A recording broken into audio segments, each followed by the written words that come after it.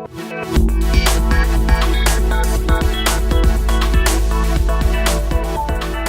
guys, I'm the Impaired Grappler and welcome to my channel. I just got back from seeing Star Wars The Last Jedi yesterday, and I just wanted to do a quick review and my thoughts on it. I'm going to try and just do it in one take, so bear with me. So yeah, basically I just want to start with issues I had with The Force Awakens, how they finished on that, which had affected this movie as well. So basically the whole Star Killer base destroying the Republic. It destroyed 4 or 5 planets in a row. They were all in the same star system as where the rebels were fighting the First Order. Yeah, that was a bit weird. So why was the entire Republic on 5 planets in one solar system? And then they were all apparently destroyed. Weren't there thousands of planets in the New Republic when they took over from Palpatine? So it was a bit weird with that.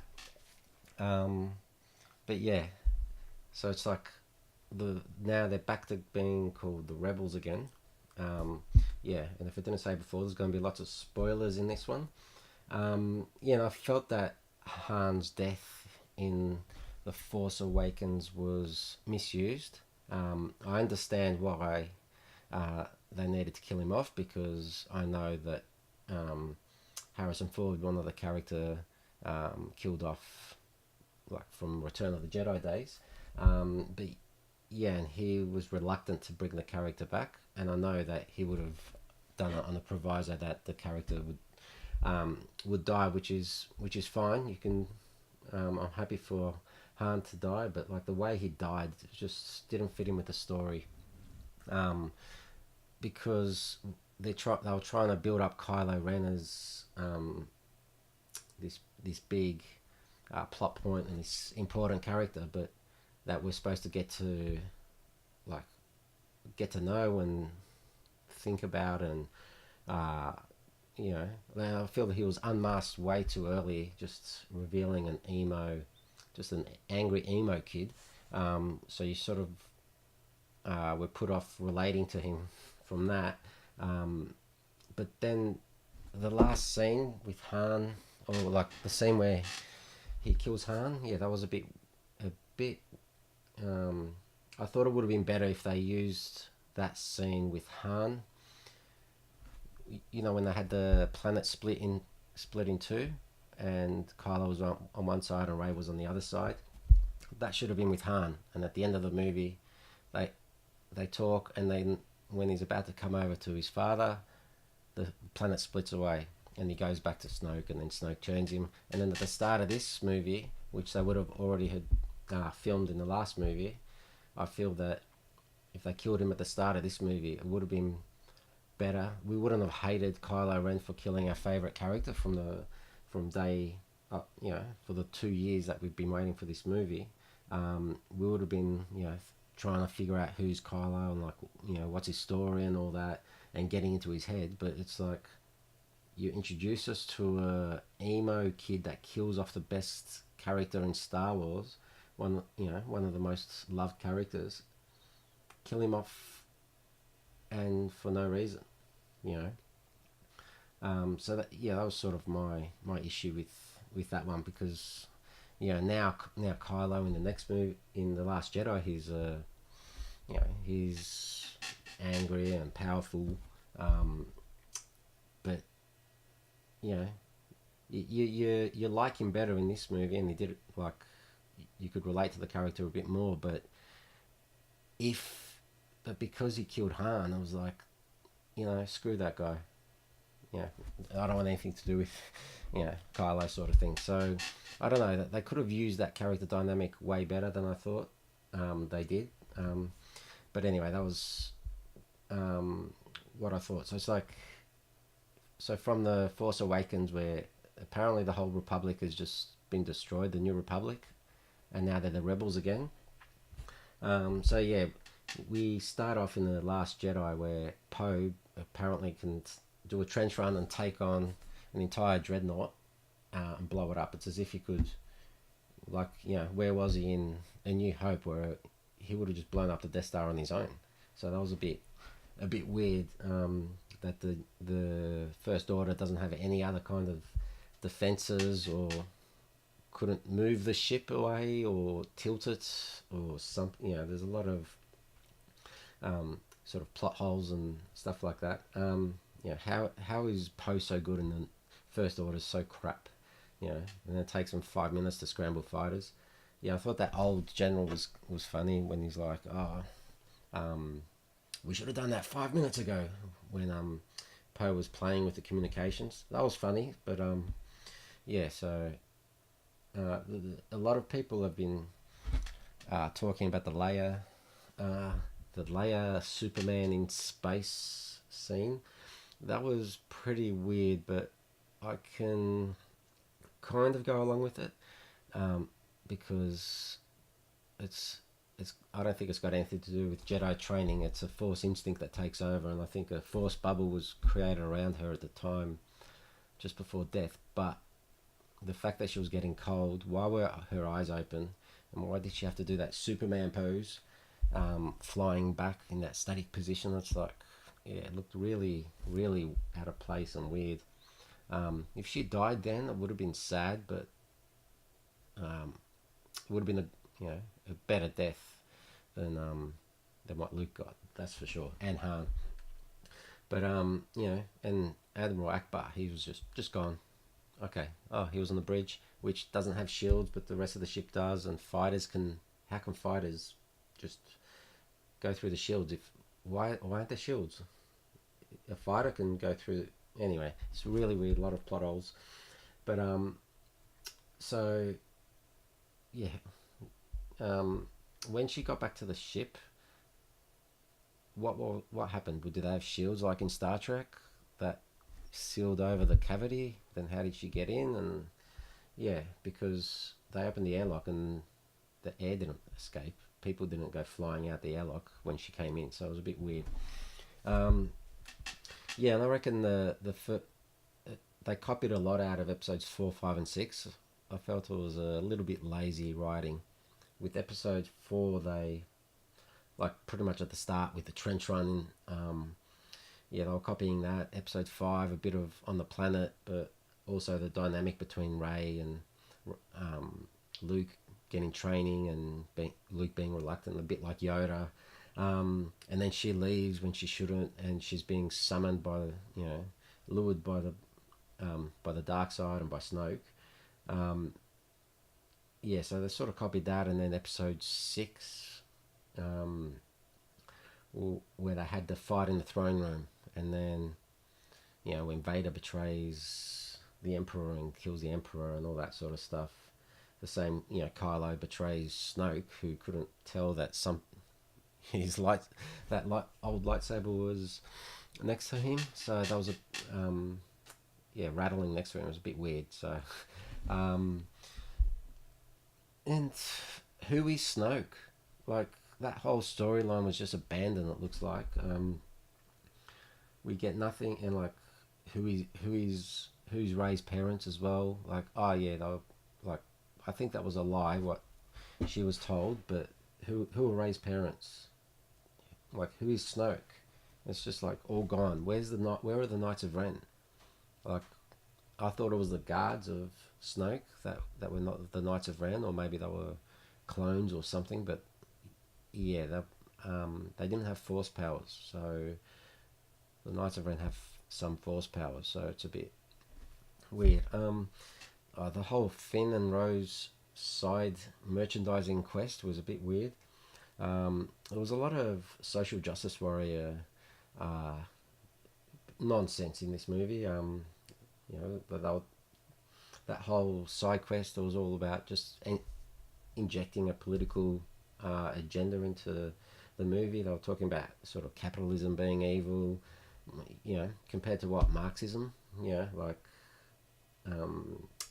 equality of outcome rather than quality of opportunity sort of stuff. Talked about animal rights, slavery with the children on that planet. It's about the evil white men in the First Order who must be defeated by the rebels, who are led by strong female characters, aliens, all sorts of different people. That there was another thing. I felt that all the males in this movie were wrong, useless, clumsy, or weak. Yeah, like all the favorite characters. Poe, he was wrong, and he caused a mutiny. And like, if it wasn't for him, they would have actually survived. But he screwed up, and basically the entire rebellion was destroyed because of his mutiny. But then he's just along for the ride later, and yeah, it's a bit weird. Yeah, and also Chewbacca becomes a vegetarian because of the cute creatures that were the merchandising opportunities, which added nothing to the plot, by the way.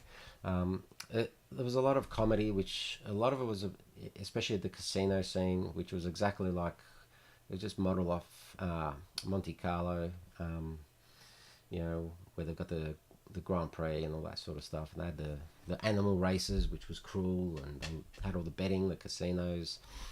So yeah, a lot of merchandising ups there, and the slapstick Disney comedy was it was a bit over the top. Didn't really fit into, like, you expect some really witty one-liners and some good comedy in Star Wars, but I was just taking it over the top. Yeah, and I didn't understand, like, there was no strategy for escape or to do anything. All they did was run away, and they were able to keep the distance away from the rebel fleet. So for one, why didn't the First Order fleets? But for one, why didn't the First Order jump forward if they knew where they were going to be, and have some ships waiting for them and cut them off?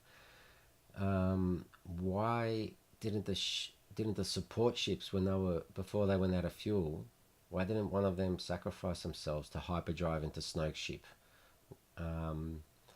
rather than just letting them shoot them down? Yeah, it was a bit weird. Like, how can you get onto a side quest? How can you get off the ship? And then, like, apparently the Millennium Falcon can jump in, drop off a payload, and then leave. Why couldn't someone else do that? And Finn and Rose can jump out, do a side quest, jump back in, and board Snoke's ship undetected. That's pretty weird. Why wouldn't you send Marines from the Rebel fleet? They had a few ships. Why wouldn't they do that? So it was a bit weird. Yeah, what else was there? The fight scenes, were pretty boring. The throne room scene was awesome,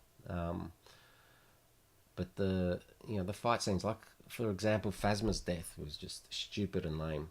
It's like you had this opportunity to do something cool with this character, and she had nothing, like, did nothing, and they just killed her. And it's like, okay, they showed she had bullet laser-proof chrome dome outfit, but that's pretty much it. So it was a bit weird. BB-8 was ridiculously powerful. It was like way too comical. He had like hands coming out of everywhere. He could do so much, and it's like, where did that come from? It's like he's gotten a massive upgrade. So that was pretty weird, but yeah, it was fun. It was fun. Like, some of it was believable, but yeah, it's a bit out there, a bit much. But you always love when the droids come and save the day. But maybe I don't know. That was a bit weird. So did Del Toro's character release BB-8 in the end? Otherwise, what was the point of that character? I don't know. There were some cool things, like the caretaker nuns were funny. Just walking around in their outfits, fixing the broken buildings. That was pretty cool. General Hux was way over the top. Like, he was just a caricature of himself. He was just, fire now, all that. It was pretty funny, but it was just way too much. It was just too comical. That older general was funny. I think I've said that already. Yeah, the Knights of Ren story. Where's that gone? Where are the Knights of Ren? Um, yeah, I'm not sure what they're gonna do with that, or if he's just gone. Nah, I don't like that. J.J. Abrams, bugger that off. So it looks like the Knights of Ren, the Snoke story, and um, the Luke story. Luke left a map to find him. So when they came searching, why was he such a coward, and why didn't he return? Why was why would he send that message in the first place if he wanted to die on that island? Why would he have them find him? It was very weird. Um, the in the projection, Luke was younger in the projection, which I didn't notice at first, but my wife mentioned to me, and I'm like, yeah, she picked up on that. She's like, something's not right. But yeah, and he had the blue lightsaber, which was destroyed a minute earlier or a few minutes earlier in the throne room. So that was weird. I didn't see it, but the others that were with me saw it. That Rey stole the Jedi text from the temple before the Yoda blew it up. So that's cool. So hopefully, she might keep the Jedi Order going or start it afresh. Maybe with some grey Jedi. Yoda looked good. They had the original puppet with Frank Oz, but the ghostly glow around him, the blue glow was a little bit much. He looked a bit weird, but I enjoyed that scene. Him telling Luke that the Jedi's time has come and all that sort of stuff. But no, that was pretty good. I feel that the rebels are arrogant to think that they're the only hope in the entire galaxy. If the First Order is ruling the galaxy by force, there's going to be pockets of resistance who may not agree with a lot, your political views, but whatever. There's going to be resistance wherever there's authoritarian regimes. It might take longer, but you're not like hope doesn't die with you. It's a bit arrogant to think that. But anyway, that was just. There's always going to be resistance to authoritarian dictatorships and stuff like that. With regards to Rey's parents, I think Kylo was lying about them being useless. But I feel that, or if not lying, he read her mind, and that's what she believes, but she doesn't know. So I think they could make it work that it was someone important or something, but who knows? Who knows what Disney will do with it? Like they seem to have, just taken liberties with all the lore. But yeah, so why did Luke hide away? Like that was just so weird. And then what was the point of his death? And if he was going to die anyway, why didn't he go face them and go see his sister and go say goodbye to everyone and then go face Kylo to buy them time?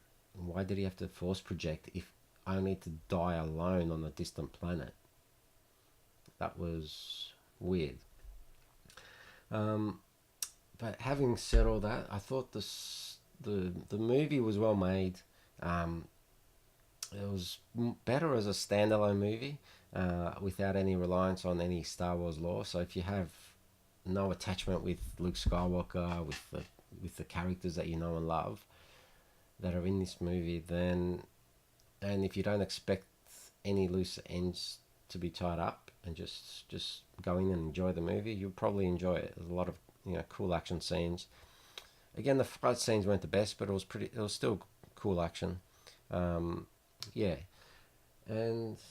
just one out there theory just thought that I had was what if Rey brings balance to the Force, and in doing so, or maybe Rey with Kylo can learn the power that Darth Plagueis had, where he could bring back people from the dead or cure death.